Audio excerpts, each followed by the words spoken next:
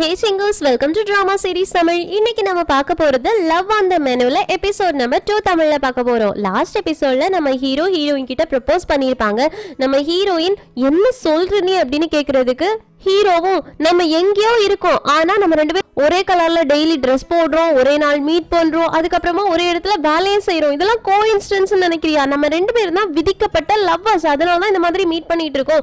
நீ உடனே எல்லாம் எனக்கு பதில் சொல்ல வேண்டிய அவசியம் கிடையாது, கொஞ்சம் டைம் எடுத்து யோசிச்சுக்கோ, நீ எனக்கு மெதுவா பதில் சொன்னா போதும்னு ஹீரோயினும் இல்ல நான் இப்பவே பதில் சொல்றேன்னு ஹீரோ ஓகே தான் சொல்ல போறா அப்படின்னு வெயிட் பண்ணிட்டு இருந்தா ஹீரோயின் நீ என்கிட்ட உன்னோட லவ் சொன்னதுல எனக்கு சந்தோஷம் தான், ஆனா எனக்கு அந்த மாதிரி எந்த ஒரு ஃபீலிங்ஸுமே கிடையாது, அதுக்கான டைமும் என்கிட்ட கிடையாதுன்னு ஹீரோவும் என்ன நீ ரிஜெக்ட் பண்றியா, யோசிக்காம ரிஜெக்ட் பண்றியா, உடனே ரிஜெக்ட் பண்றியான்னு கேட்க ஆமா தேங்க்யூ பாய் பாய் அப்படின்னு டாடா காமிச்சிட்டு போயிடுறாங்க. ஹீரோவுக்கு என்னடா இது லவ் சொன்னாலும் ரிஜெக்ட் பண்ணிட்டா அப்படின்ற மாதிரி யோசிச்சுட்டு இருக்காங்க. அதுக்கப்புறமா ரெண்டு பேரும் ஒரு இடத்துல ஒர்க் பண்றாங்க, ஆனா என்ன மூஞ்சி கொடுத்து பார்த்து கூட செய்யல, ரெண்டு பேருமே ஒருத்தர் கண்டுக்காத மாதிரி தான் பண்ணிட்டு இருக்காங்க. இப்போ ஒரு கஸ்டமர் வந்துட்டு டேபிள்ல ஹீரோயினை கூப்பிடுறாங்க. ஹீரோயினும் போயிட்டு தட்டை வாங்க போனா அவன் ஹீரோயினோட கையை தடவி தடவி இருக்கான். அவங்களோட ஃப்ரெண்ட்ஸ் எல்லாரும் பார்த்து சிரிச்சிட்டு இருக்காங்க. ஹீரோயின் தட்டை வாங்கினதுக்கு அப்புறமா இனி ஒரு தடவை இந்த மாதிரி பண்ண அப்படின்னா நான் போலீஸ்ல ஹராஸ்மெண்ட் கேஸ் கொடுத்துருவேன் அப்படின்னு சொல்றதுக்கு ஓகேமா போமா அப்படின்னு அனுப்பி வச்சுட்டு ஹீரோயினை பத்தி கேவல பேசிட்டு இருக்கானுங்க. அந்த பக்கம் மேனேஜர் ஹீரோயின் கிட்ட அவன் டச் பண்ணானா அவனை அப்படின்ற மாதிரி முறைச்சு பார்த்துட்டு இருக்காங்க. மறுபடியும் அவனுங்க எல்லாருமே ஹீரோயினை பத்தி கமெண்ட் பண்ணிக்கிட்டே இருக்கக்கூடியதை ஹீரோ கேட்கறாங்க. கொஞ்ச நேரத்துல ஹீரோக்கு பொறுக்க முடியல, அதனால கையில வச்சிருந்த பிளேட் எடுத்து அவங்களோட மண்டைய டப்பு டப்பு டப்புன்னு அடி நடிக்க ஒருத்தன் அடிக்க போறான். ஹீரோ மூஞ்சிலே ஒரு குத்து விடுறாங்க. இது எல்லாத்தையும் ஹீரோயினுக்கு பார்க்கும்போது நமக்காக சண்டை போடுறானே அப்படின்ற மாதிரி மனசெல்லாம் டப்பு டப்பு டப்பு டப்புன்னு அடிக்குது. அதுக்கப்புறமா என்ன கஸ்டமர்ஸ் எல்லாரும் அடி வாங்கிட்டு சும்மாவா போவாங்க, மேனேஜர் கூட சேர்த்து ஒரு மீட்டிங்க போடுறாங்க. எங்களுக்கெல்லாம் அவனோட சாரி எல்லாம் தேவை கிடையாது, இப்பவே இவனோட மாமா இருக்காங்களே அவங்க வக்கீல உடனே கால் பண்ணட்டும், இவனை தூக்கி ஜெயில போட போறோம், அது பண்ண போறோம் இது பண்ண போறோம்னு சொல்றதுக்கு மேனேஜர் சாரி கேக்குறாங்க. ஆனா ஹீரோ இந்த ரெஸ்டாரண்டோட ஓனரோட பையன் எப்படி அவங்க சாரி கேட்பாங்க, அதனால சொல்லுடா யாருக்கு வேணாலும் கால் பண்ணடா, யார் வேணாலும் இங்க வரட்டும், உங்களை மாதிரி நாய்களை விட்டு வச்சதே தப்பு ஃபர்ஸ்ட் அப்படி இப்படின்னு பயங்கரமா எதிர்த்து சொல்றதுக்கு அவனுங்களும் ஓகே நாங்க கம்ப்ளைண்ட் பண்றோம் நாங்க வந்து கிளம்பி போயிடுறாங்க. ஆனா ஹீரோவா அவனுங்களால ஒண்ணுமே பண்ண முடியாது. சோ ஹீரோ நைட்டு தனியா மொட்டை மாடியில நின்னுட்டு இருக்கும் போது நம்ம ஹீரோயின் போறாங்க. ஹீரோ மூஞ்ச திருப்பி வச்சுக்கிறாங்க. ஹீரோயினும் நீ எனக்காக இன்னைக்கு சண்டை போட்டதுக்கு தேங்க்ஸ், உன் மேல அவனுங்க கேஸ் போட முடியாது, ஏன்னா அந்த கஸ்டமர்ஸ் உன்கிட்ட கோவப்பட்டு வெளியில வந்ததுக்கு அப்புறமா நான் மேனேஜர் கிட்ட பேசி அவங்க கிட்ட பேசினேன், அவங்க மட்டும் ஓ மேல கம்ப்ளைண்ட் பண்ணாங்க அப்படின்னா ஹராஸ்மெண்ட் கேஸ்ல அவனுங்களை நான் உள்ள பிடிச்சு போட்டுருவேன், ஏன்னா சிசிடிவி கேமரா இருந்துச்சு. சோ அவனுங்க பண்ண எல்லாமே சிசிடிவி கேமரால ரெக்கார்ட் ஆயிருக்கு, அதுக்கு பயந்துட்டு அவங்க போலீஸ் கேஸ் கொடுக்க மாட்டேன்னு போயிட்டானுங்க, அதனால நீ கவலைப்படாதுன்னு ஹீரோவும் ரொம்ப நல்லதுன்னு சொல்றதுக்கு ஹீரோயினும் இனியொரு விஷயம் கூட நான் உன்கிட்ட சொல்லணும், இன்னைக்கு காலையில நீ என்கிட்ட ப்ரப்போஸ் பண்ணல, ஆக்சுவலி உண்மையை சொல்ல போனா எனக்கு உன்னை பார்க்கும் போதெல்லாம் மனசு டப்பு டப்புன்னு தான் அடிக்குது. இன்னைக்கு நீ எனக்காக பேசும்போது எனக்கு அப்படியே புல் அரிச்சிட்டு வந்துச்சு, எனக்கு ஹார்ட்லாம் ரொம்ப பயங்கரமா துடிச்சுது, எனக்கும் ஒன்று பார்க்கும்போது பிடிச்சிருக்குன்னு ஹீரோக்கு ரொம்ப சந்தோஷமாயிடுச்சு. அப்படின்னா நம்ம இப்பத்துல இருந்து டேட்டிங் பண்ணுவோமான்னு கேட்கறதுக்கு இல்ல அது மட்டும் முடியாது, என்னோட லைஃப் பத்தி ஃபர்ஸ்ட் நான் உன்கிட்ட சொல்றேன், நீ கேளு. நான் மிட் நைட் 12 மணிக்கு தான் தூங்க போவேன், அடுத்த நாள் காலையில 4 மணிக்கே எழுந்திரிச்சிருவேன், மொத்தத்துல நான் 4 மணி நேரம் தான் தூங்குவேன், எழுந்திரிச்ச உடனே பால் போடுறதுக்காக போயிருவேன், அதுக்கப்புறமா பேப்பர் போடுறதுக்காக போவேன், வீட்டுக்கு வந்து சமைப்பேன், என்னோட சிப்ளிங்ஸ் இருக்காங்க அவங்க எல்லாருக்கும் சமைச்சு கொடுத்து அவங்களை ஸ்கூலுக்கு அனுப்பி வச்சுட்டு துணி துவைப்பேன், வீடு கழுவுவேன், அதுக்கப்புறமா காலையில ஒரு 6 மணி நேரம் எனக்கு பார்ட் டைம் ஜாப் உண்டு, அங்க போய் வேலை பார்ப்பேன், திரும்ப வீட்டுக்கு வருவேன், மறுபடியும் கிளம்பி எடுத்துட்டு இந்த வேலைக்கு கிளம்பி வந்துடுவேன், இங்க வேலை முடிச்சு போறதுக்கு 8-9 மணி ஆயிரும், வீட்டுக்கு போனதுக்கு அப்புறமா என்னோட தங்கச்சிமார்க தம்பிமார்க எல்லாரையுமே படுக்க வச்சு அவங்க சாப்பிட்டாங்களா என்ன எல்லாமே பார்த்து முடிச்சு என்னோட வீட்டு கணக்கு எல்லாத்தையுமே பார்த்து முடிக்கிறதுக்கு எனக்கு 12 மணி ஆயிரும். இப்ப 12 மணிக்கு மறுபடியும் படுத்தேன்னா மறுபடியும் 4 மணிக்கு கிளம்புவேன். இதுல 1 மணி நேரம் கூட எனக்குன்னு டைம் இருந்ததே கிடையாது, அதுல உனக்கும் டைம் இருக்க போறது கிடையாது, அதனால என்னோட லைஃப்ல வரணும் அப்படின்னு நினைக்காத, அதே மாதிரி எனக்காக எந்த இடத்துலயுமே நிக்காத, திரும்பவும் என்னோட மனசை உனக்காக டப்பு டப்பு டப்புன்னு அடிக்க வைக்காத, எனக்கு லவ்னு ஒண்ணு வரவே கூடாது, அதனால தயவு செஞ்சு என்ன இம்ப்ரெஸ் பண்ண நீ ட்ரை பண்ணவே பண்ணாத, எனக்கு அந்த ஃபீலிங்ஸை தந்துடவே தந்துடாத அப்படின்னு எனக்கு ஃபீலிங்ஸ் வந்துருச்சு, ஆனா தயவு செஞ்சு இதுக்கு மேல அதை அதிகப்படுத்திடாத அப்படின்னு ஒரு வார்னிங் கொடுத்துட்டு போறாங்க. ஹீரோவுக்கு இப்போ இதை நினைச்சு நான் சந்தோஷப்படணுமா துக்கப்படணுமா அப்படின்ற மாதிரி இருக்கு. இந்த பக்கம் ஹீரோ பண்ண இந்த சாகசமான விஷயம் இருக்குல்ல, அத ஹீரோவோட அம்மா கிட்ட அவங்க மேனேஜர் வந்து சொல்றாங்க. ஹீரோவோட அம்மாவும் என் பையன் இதை பண்ணா நான் எனக்கு எவ்வளவு சந்தோஷமா இருக்குன்னு அந்த இடத்துல இனி இன்னொரு பொண்ணு இருக்காங்கல்ல, இவங்களோட நேம் யூஜி, ஹீரோவோட அக்கா. ஹீரோவோட அக்கா கேக்குறாங்க, அம்மா எப்போவே தம்பி இந்த மாதிரி தானா, கரெக்டான விஷயத்துக்கு நிப்பானான்னு கேக்குறதுக்கு, எப்படியோ தெரியாதுடி, இப்போ அவன் கரெக்டான விஷயத்த பண்ணியிருக்கான், எல்லாரும் அவனை ஹீரோ மாதிரி பார்ப்பாங்கல்ல, நான் போயிட்டு அவனை பெருமைப்படுத்தலாம்ல அப்படின்னு கேக்குறதுக்கு, ஆமா நீங்க பண்ணலாம்னு சொல்றாங்க. ஆனா ஹீரோவோட அம்மா, இல்ல இல்ல வேண்டாம், இப்ப நான் போயிட்டு அவனை பெருமைப்படுத்தினேன்னு வச்சுக்கோங்க, எல்லாருக்கும் சந்தேகம் வந்துடும் அவன் என்னோட பையனா அப்படின்னு, அதனால நான் எதுவுமே தெரியாத மாதிரி இருக்க போறேன் அப்படின்னு சொல்றதுக்கு யூஜி கேக்குறாங்க, ஒரு நிமிஷம் இருங்க, அந்த பொண்ணுக்கும் என் தம்பி ஒரு பொண்ணுக்காக சண்டை போட்டால, அந்த பொண்ணுக்கும் என் தம்பிக்கும் ஏதாவது கனெக்ஷன் அந்த மாதிரி ஏதாவது இருக்கா அப்படின்னு கேட்க மேனேஜர் அமைதியா இருக்காங்க. ஹீரோட அம்மாவுக்கு ஏண்டி இப்படி ஒரு குண்டை தூக்கி போடுறேன்னு இருக்குது. யூஜியும் நீங்க அமைதியா இருக்கதை பார்த்தா ஏதோ இருக்கும் போல இருக்கே, அவங்க 2 பேரும் டேட்டிங் பண்றாங்களா என்ன அப்படின்னு கேட்க மேனேஜர் எனக்கு தெரியல, அந்த ரெஸ்டாரண்டோட மேனேஜர் வந்து அந்த மாதிரி இருக்கும் அப்படின்ற மாதிரி சொல்றாங்க, இருந்தாலும் நான் கன்ஃபார்ம் பண்ணிட்டு சொல்றேன், நாங்க வந்து போயிட்டாங்களா. யூஜியோ பாருங்கம்மா, அவன் அங்க போய் ஒரு வாரம் கூட முழுசாகல, அதுக்குள்ள ஒரு ஆர்டினரி பொண்ணு வந்துட்டு நம்ம தம்பிய மயக்கிட்டாமா, அந்த பொண்ணு நிஜமாவே சாதாரண ஆளா இருக்க முடியாதுன்னு ஹீரோவோட அம்மாவும் ஏன் பையன் ஒரு பொண்ணு, அதுவும் பாவப்பட்ட பொண்ணு ஓ அப்படின்ற மாதிரி இருக்காங்க. இங்க கட் பண்ணா நம்ம ஹீரோயின் வீட்டுக்கு போயிட்டு இருக்காங்களா, வழியில அவங்களோட தங்கச்சி யோனா இருக்கால, அவளோட புது பாய் ஃப்ரெண்டை கிஸ் பண்ணிட்டு இருந்தா பாக்குறாங்க. ஹீரோயின் பார்க்கக்கூடியதை யோனா பார்த்துட்டு லேட் ஆயிடுச்சு, நீ கிளம்பு அப்படின்னு அவங்க பாய் ஃப்ரெண்ட் அனுப்பி வைக்கிறாங்க. ஹீரோயின் வீட்டுக்குள்ள வந்து பார்த்தா எல்லா ட்ரெஸ்ஸும் அங்க இங்கன்னு கிடக்குது, சோஃபால ட்வின்ஸ் தூங்கிட்டு இருக்காங்க, அதனால அவங்களை எழுப்பி ப்ரஷ் பண்ண போங்கன்னு ப்ரஷ் பண்ண வச்சு ஃப்ரிட்ஜை ஓபன் பண்ணலான்னு பக்கத்துல போனா அதுல அவங்க அப்பா வேற ஃப்ரிட்ஜ்ல சாப்பிடுற மாதிரி எதுவுமே இல்லை, நெக்ஸ்ட் டைம் வரும்போது சாப்பிடுற மாதிரி ஏதாவது சமைச்சு வைன்னு. ஹீரோயினுக்கு தலைக்கு மேல வேலை இருக்கு, இதுல இவரு வர அப்படின்னு அந்த நோட்டை கசக்கி போட்டுட்டு ரூம்குள்ள போனா சியோ குளிச்சு முடிச்சு ட்ரெஸ் பண்ணிட்டெல்லாம் வந்துட்டான். சோ அவனை நீ தூங்க அப்படின்னு சொல்லிட்டு ஓக்கு கால் பண்ணி நீ எங்கடா இருக்க, சீக்கிரமா வா, உன்கிட்ட கொஞ்சம் பேச வேண்டியது இருக்கு அப்படின்னு காலை கட் பண்றாங்க. அதே நேரத்துல அந்த பக்கம் நம்ம ஹீரோ அவங்க ஃப்ரெண்டு கூட சேர்ந்து உட்காந்து குடிச்சிட்டு இருக்காங்களா, அவங்க ஃப்ரெண்டும் என்னடா ஆச்சு, எதுக்காக இப்படி சோகமா இருக்க, நீ ஒரு பணக்கார பையன் ஒரு கடையில வந்து இந்த மாதிரி சாப்பிட்டுட்டு இருக்கன்னு கேக்குறதுக்கு அவனும் என்ன ஒருத்தி ரிஜெக்ட் பண்ணிட்டாடா அப்படின்றாங்க. என்ன ரிஜெக்ட் பண்ணிட்டாளா, நீ யார்கிட்டயாவது ப்ரப்போஸ் பண்ணியா ஃபர்ஸ்ட்னு கேட்க, ஆமாடா ப்ரப்போஸ் பண்ணேன், என்ன அவ ரிஜெக்ட் பண்ணிட்டான்னு யாருன்னு கேட்கறதுக்கு ரிம்னு சொல்றாங்க.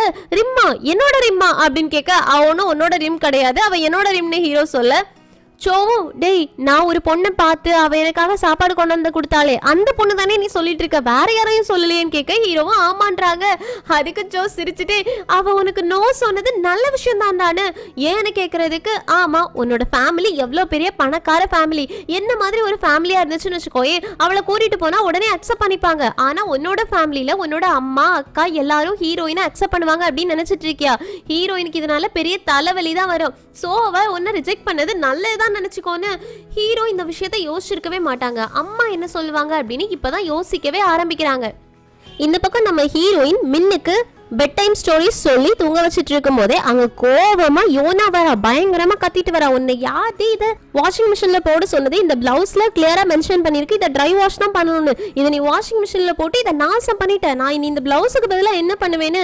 ஹீரோயினும் என்ன மன்னிச்சிரு, நான் தெரியாம அவசரத்துல போட்டுட்டேன், இப்ப மின் தூங்கணும், நீ வெளியில போ, நம்ம அப்புறம் பேசிக்கலான்னு.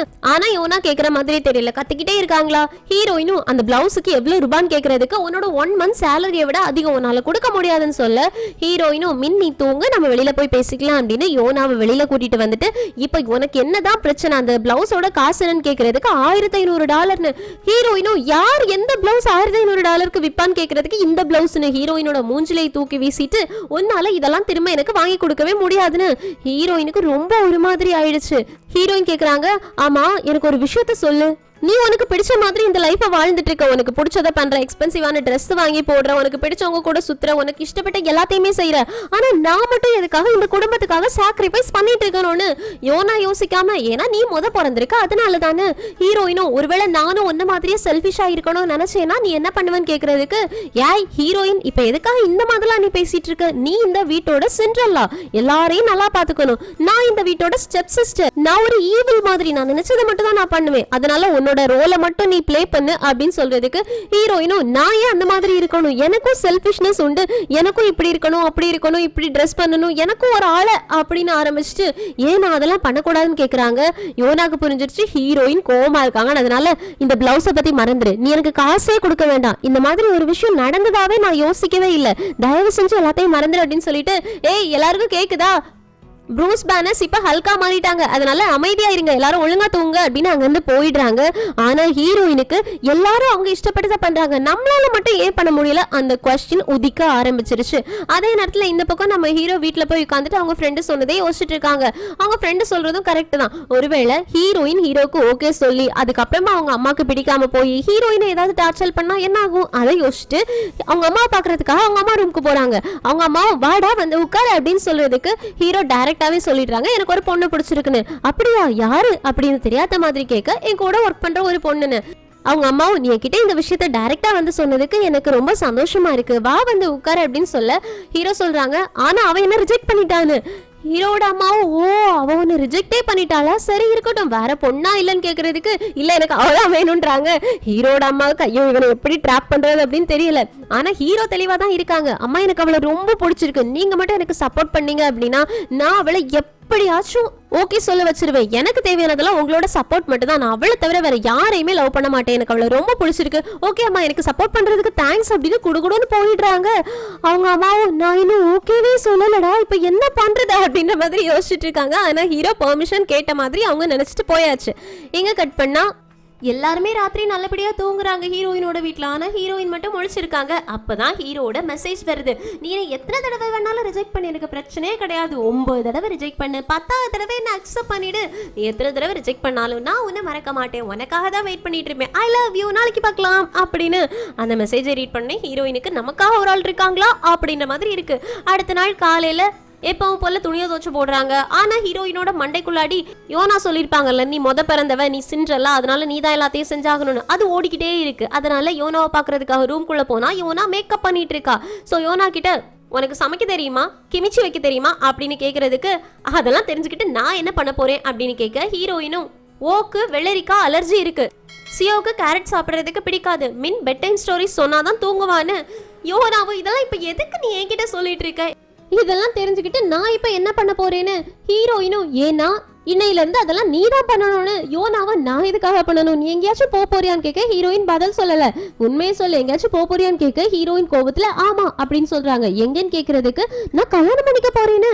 யோனாவுக்கு ஷாக்கு, என்னடே சொல்ற, நீ கல்யாணம் பண்ணிக்க போறியா, பொய் சொல்றதா இருந்தா பொருந்த சொல்லணும், நேத்தைக்கு ஒரு பிளவுஸ்னால சண்டை வந்துச்சு, அதுக்காக நான் கல்யாணம் பண்ணிட்டு போக போறேன் அப்படின்னு பொய்யா சொல்லுவேன்னு கேட்க ஹீரோயினும் ஏன் இது பொய்யா இருக்கணும், நான் கல்யாணம் பண்ணவே கூடாதா, நான் ஒரு பொண்ணு தானேன்னு கேட்க யோனாவும் நீ ஒரு பொண்ணு தான், ஆனா உனக்கே உன்னோட லைஃப்ல டைம் கிடையாது, எங்களை பாத்துக்கிட்டு இருக்க, வேலைக்கு போற, உனக்குன்னே டைம் கிடையாது, இதுல எங்க நீ டேட்டிங் எல்லாம் போவ, சான்ஸே கிடையாது, உனக்கெல்லாம் பாய் ஃப்ரெண்டே இருக்க மாட்டான்னு ஹீரோயினும் இருக்கான், அதனாலதான் நான் கல்யாணம் பண்ணிக்க போறேன், லவ் பண்றதுக்கு நிறைய நாள் ஒன்றும் தேவை கிடையாது, 10 செகண்ட் போதும்னு அந்த 10 செகண்ட் கதை இங்க வரைக்கும் வந்துகிட்டு இருக்கு.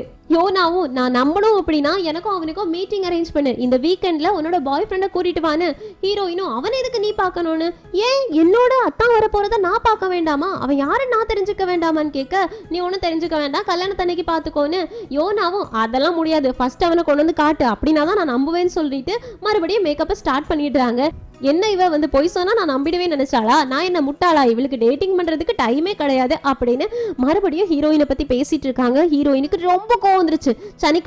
சனிக்கிழமை ரெடி ஆயிரு, நான் அவனை கூட்டிட்டு வருவேன் உன்கிட்ட காட்டுறதுக்காகன்னு அங்க இருந்து கிளம்பி போயிடுறாங்க. யோனாவுக்கும் ஒரே டவுட், ஒருவேளை இவ லவ்வர் வச்சிருப்பாளோ, நமக்கு தெரியாம இவ யாராச்சும் லவ் பண்றாளா என்ன அப்படின்னு ஷாக் ஆகி பாக்குறாங்க. நம்ம ஹீரோயின் வெளியில பதட்டமா போயிட்டு இப்ப நான் என்ன பண்றது அப்படின்னு யோசிக்கிறாங்க. எங்க சிங்கிட்டாவது இந்த எபிசோட் முடியுது. சோ ஹீரோயின் நான் கல்யாணம் பண்ணிக்க போறேன் அப்படின்னு ஒரு குண்டை தூக்கி போட்டாங்க.